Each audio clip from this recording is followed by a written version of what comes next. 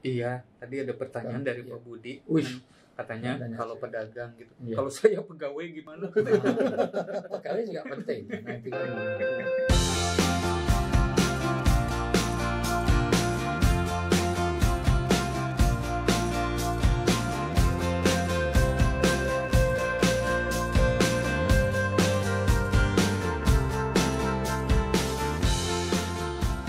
Nah, kalau latar belakang Kang Budi gimana? Kalau saya latar belakangnya kerjanya di BUMN, Ah, sudah itu keluar, akhirnya kerja di swasta, spesialisasinya di marketing dan sales.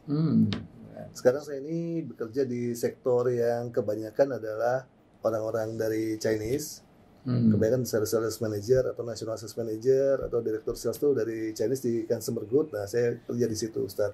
Insya Allah. Dari Itu mulai betul-betul ngamalkan, belajarlah sampai ke negeri Cina. Iya. Insya Allah. Walaupun itu bukan hadis, itu Iya. hadisnya. Tapi itu anjuran. Baik. Anjuran. Hmm. Perjalanan Iya. hidup itu yang menarik adalah ketika pindah ke Serang. Pindah ke Serang. Ya, di Serang itu banyak keluarga yang tidak memiliki TV. Karena miskin. Bukan, mereka berada, tetapi mereka menjaga hafalan. Oh, Insya Allah. Saya itu mendengar imam-imam masjid yang membaca bacaan surat panjang-panjang itu di Serang. Kebetulan rumah saya dekat dengan masjid. Saya mengalaminya di situ pertama kali. Akhirnya saya tanya anaknya sekolah di mana? Sekolahnya di pesantren. Image saya waktu generasi 90-an itu yang namanya anak di pesantren itu pasti anak nakal atau narkoba. Ya. Saya kira seperti itu. Ternyata selidik punya selidik, ternyata pesantren sekarang tuh berbeda. Ya. Nah, akhirnya saya terinspirasi ke sana. Sehingga dua anak saya cewek ini saya pesantrenin. Masya Allah. Luar biasa.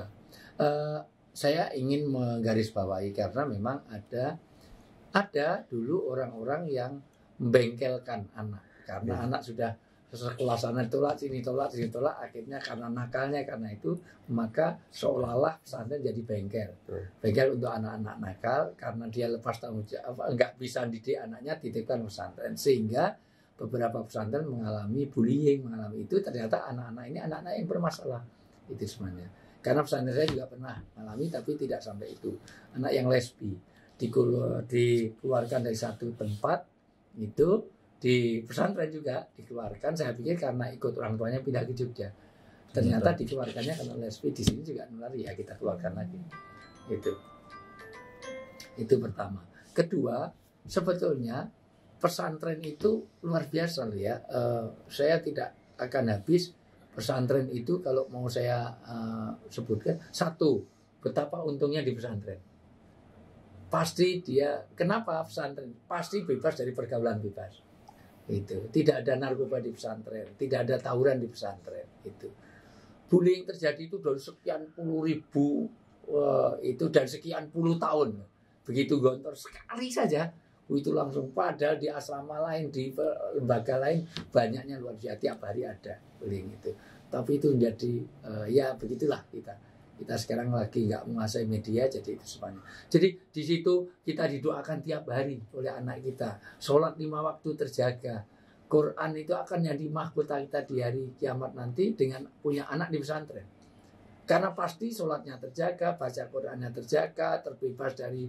patologi sosial itu dan ini yang jadi penting untuk kita catat bagaimana kenapa anak-anak ini di bias ini bina anak soleh ini orang akan merasakan penghematan yang luar biasa karena kalau tidak begitu mereka harus menambah pelajaran tapi juga tidak hanya itu tapi dia juga mau kelihatannya orang mikir mahal harganya enggak karena apa biaya untuk tidak kena narkoba biaya 5 waktu dia pasti didoakan setiap kali didoakan sekarang mana ada anak doakan orang tua ketaatan kepada orang tua akhlaknya anak sekarang lebih taat kepada handphone daripada pada orang tuanya panggil orang tuanya 5 kali nggak datang handphonenya berdering langsung lari kalau anak seperti itu kalau minta uang jangan dikasih suruh minta kepada handphone karena kamu lebih taat kepada handphone kamu lahirnya dari handphone tuh hamil terus keluar kamu maka wajahmu kayak kipet nah jadi itu yang kadang-kadang nggak terpikirkan beberapa orang yang tadinya keluar dari pesantren ternyata dia terlibat tawuran, terlibat biayanya, terlibat masih les sana sini, biayanya jauh lebih mahal daripada itu. Jadi itu nilai-nilai Islam yang kadang-kadang tidak dipikirkan. Itu kan tak ternilai. Ya. Bagaimana anak segera sholat, segera itu semuanya, ya, 5 waktunya terjaga segala macam. Nah itu, tapi luar biasa. Bagaimana anak di pesantren kan itu hal yang sangat poin penting itu. Jadi karena kenyataannya itu jadi mahkota kita nanti di akhirat.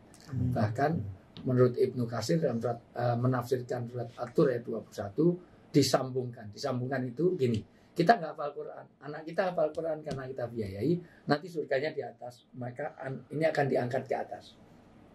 Menurut surat At-Tur ayat 21 disambungkan dengan anak-anak mereka. Jadi kita hafalannya hanya trikul, kulu au, sementara istri kita, anak kita 30 juz, tentu surganya di atas, maka kita disambungkan, kita diangkat. Nah, masya Allah, mandala ala khair falau ajru mislu fa'ilihi. Memfasilitasi dapat pahala sebagaimana yang difasilitasi. Ini mohon maaf, kita cut, saya harus ke masjid sebentar. Ya. Nah, nanti makan siang harus dengan saya. Masya Saya punya usaha namanya sate Kang Ipan, sate kelatak Kang Ipan.